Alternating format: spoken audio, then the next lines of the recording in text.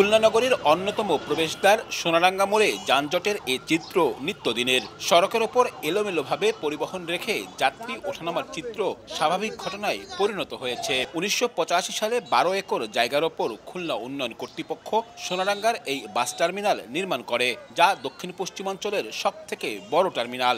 তবে দীর্ঘদিনেও এখানে হয়নি কোনো সংস্কার বা উন্নয়ন কাজ।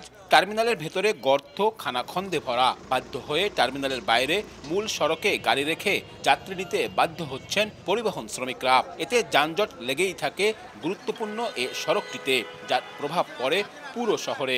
অটোগুলো আসে, রিক্সাগুলো আসে, তো মানুষের জন্য এটা খুবই মর্মান্তিক একটা অবস্থা। 15-16 বছর ধরে এইটা চলমান অবস্থা। এটা তো আসলে কোনো সঠিক সমাধান এখনো হয়নি। শুধু খুলনা নয়, দক্ষিণাঞ্চলের বেশিরভাগ বাস টার্মিনালেই একই দশা। ৩০ বছর আগে নির্মিত ঝিনাইদহ বাস টার্মিনালে সংস্কার হয়নি দীর্ঘদিনেও।